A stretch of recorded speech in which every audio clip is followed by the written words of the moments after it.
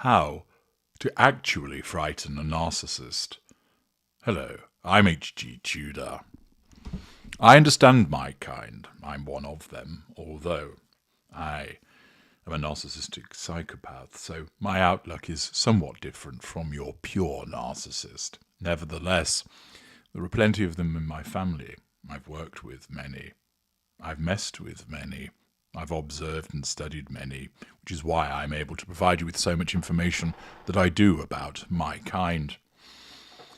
Yesterday, I provided you with a video, How to Frighten a Narcissist, which was another, if you will, public information video of mine highlighting the fact that along came somebody with an article trying to tell you how you can frighten a narcissist and how they actually got it hopelessly wrong.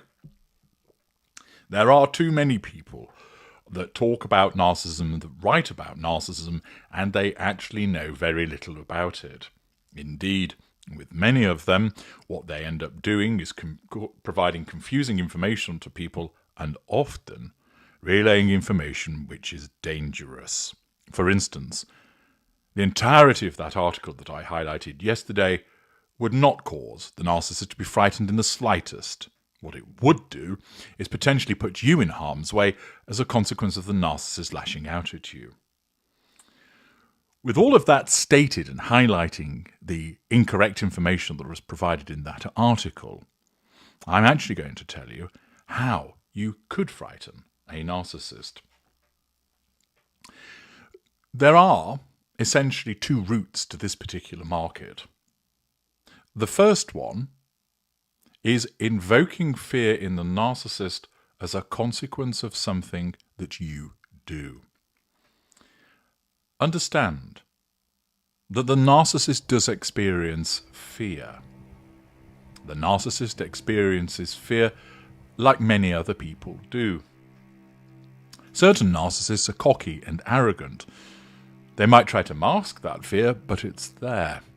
There are others that will actually play upon their fears as a form of manipulation. But fear serves a purpose, like it does with any emotion that is experienced by the narcissist, because the narcissism utilizes it for the purposes of seeking the prime aims. So, take a simple example. A narcissist is walking down the proverbial dark alley at night, when coming the other way is a threatening-looking figure wielding a weapon. The narcissist, for all of their sense of entitlement and grandiosity, apprehends that this person is going to do them harm. Therefore, that person's presence is a threat to the narcissist's control. In order to nullify that threat to control, there are essentially three potential options. The first, the narcissist could deal with that individual directly, which could be, for instance, seeking to persuade them not to harm the narcissist, threatening them so they don't harm the narcissist, or possibly taking that individual down in some way, for instance, attacking them first. The second would be to do so indirectly. That option probably wouldn't be available because there's only the narcissist and the other individual in this alleyway.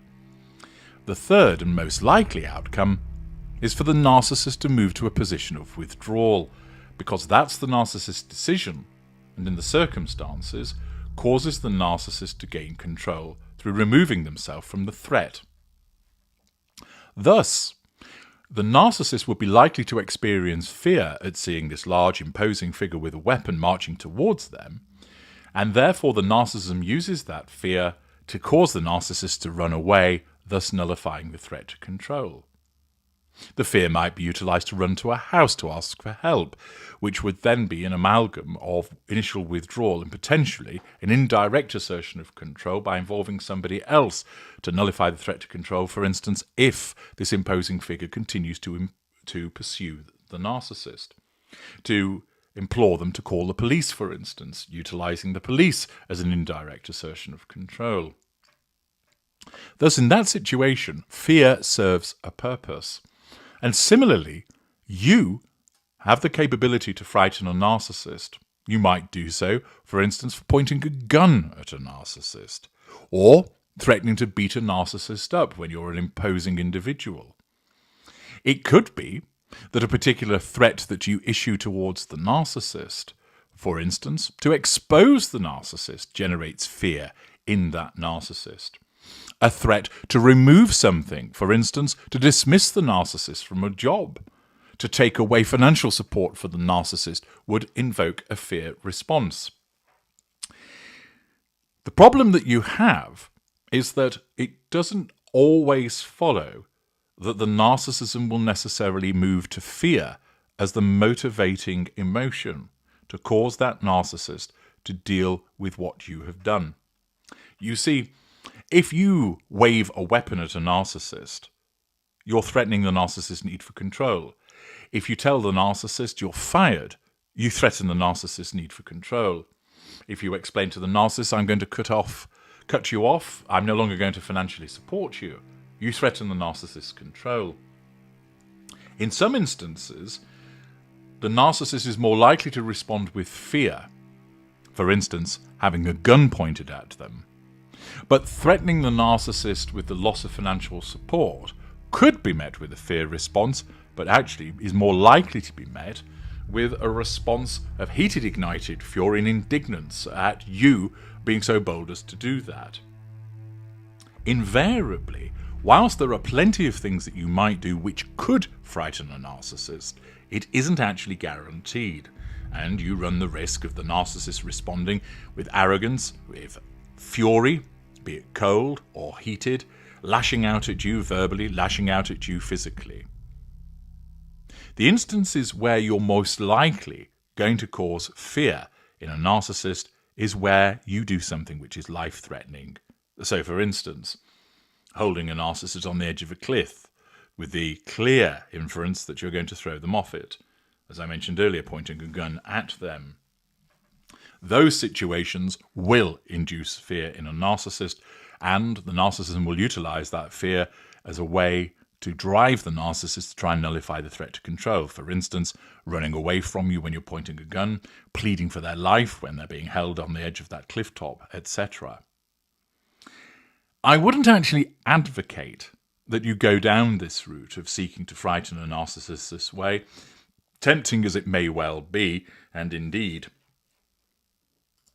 I am sure that many of you would relish injecting some fear into the narcissist, particularly after the way that they have treated you. The problem is as follows. You're actually giving fuel to the narcissist, albeit it's likely to be challenge fuel, possibly negative fuel. This is what the narcissist wants. Secondly, in many instances, although not all, you're likely to be met with an adverse response. For instance, if you threaten the narcissist with the idea of causing fear, they may well retaliate against you.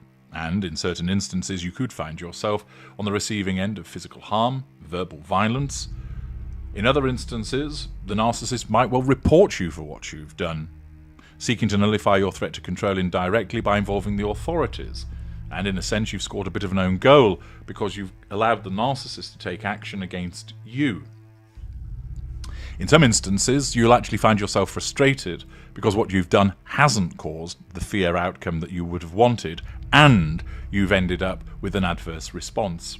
Furthermore, of course, you're involving yourself with a narcissist, and if you're an empath, which many of you are, you're breaching your no-contact regime with the consequence that your emotional thinking is going to increase. Indeed, your emotional thinking might seize upon your empathic trait of justice, or your narcissistic trait of defiance or resentment, to cause you to want to induce fear in the narcissist as a means of getting some form of revenge. And thus, you are occasioned to breach your no-contact regime with the risk factors that I've explained.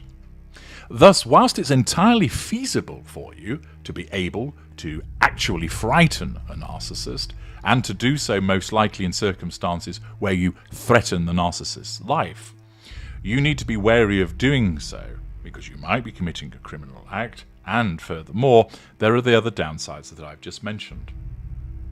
There are lesser acts which might frighten a narcissist, particularly those of a more cowardly nature. You would be looking at middle range A, particularly middle range B in that regard. So those narcissists may well be particularly adversely affected by the threat of exposure and be frightened of it. as opposed to responding in an arrogant and bombastic way in the way that, say, an upper lesser type B would. But even then, it's not guaranteed that you'll gain it. And in the circumstances, tempting as it is, logic would dictate that whilst you have the mechanism to cause fear in a narcissist through those various routes, you're better off not taking it. So that's the first route to that particular market, to generate fear. But what's the second? The second is, naturally, the imposition of a no-contact regime. Again, certain narcissists won't respond in a fearful fashion, although they certainly won't like what you're doing, and it may even generate anxiety, even with those more hardened variety of narcissists. But for many narcissists, there would actually be a fear response, and the no-contact regime is the most effective way to frighten a narcissist for the following reasons. 1. Because you're not going to have anything to do with the narcissist, you're not going to suffer any adverse consequence from the narcissist. 2. You're not providing any fuel. Therefore, you're starving the narcissist, which not only means that the narcissist is not getting what they want, but the fact that you're starving them of fuel may well exacerbate the fear response. 3. You're not heightening your emotional thinking because you're not having anything to do with the narcissist. You're staying out of the arenas of interaction. 4. The narcissist will often have a fearful response to no contact because you've ended the relationship, and therefore they are fearful of being on their own. They're fearful of the fact that there's nobody there to look after them any longer. They're fearful of the fact that nobody's there to support them, to provide them with money. And therefore, in the circumstances, your no-contact regime of itself is problematic because it threatens the narcissist's control and starves them of fuel. But it also has the wider significance that you're taking away from the narcissist residual benefits, character traits also. And all of that bundle may well cause a fear response in the narcissist that the narcissism then reacts to propel the narcissist to either try and get you back through the initial ground hoover, read my book No Contact for more about that, or where eventually the narcissism recognizes that your no-contact regime is difficult to penetrate, fear of being alone, fear of being unsupported, fear of not having money, propels the narcissist to go and find somebody else so that you are left alone. Narcissists experience fear. Some narcissists are more fearful than others in the same way that non-narcissists can be more frightened than others. Particular types of narcissists are more susceptible to fear, for instance, as I've explained, the middle mid-range narcissists. You'll also see it amongst middle lessers also. Upper lesser type A experience fear, although they're less likely to show it, but it's there. Upper lesser type B tend to shrug it off more readily. Lower mid-range do experience fear, but not to the same extent as middle range, A or B. Upper mid-range do also, but they similarly are better at brushing it off. But it's experienced by all categories of narcissist. The fact is that rather than open yourself up to problems by doing something directly to the narcissist, you're much better aiming at generating fear by the removal of you from the narcissist and everything associated with you. Now, naturally, you don't get to see that fear manifest in the narcissist, because to see it would be to breach no contact. To see it would mean that you would have some degree of proximity to the narcissist also, which could mean that you would be providing fuel or being subjected to an adverse consequence. Therefore, you have to utilize my work to understand that fear is caused, and then you can imagine how fearful the narcissist is, but you don't do so for long because, of course, thinking about the narcissist is a breach of no contact. But you can have that satisfaction of realizing that the most effective way to bring about fear in a narcissist, and in a manner which actually benefits you, is the imposition of the no-contact regime. Narcissists hate it. It will ignite fury. It will result in a furious response. It will result in jealousy and envy coming to the fore.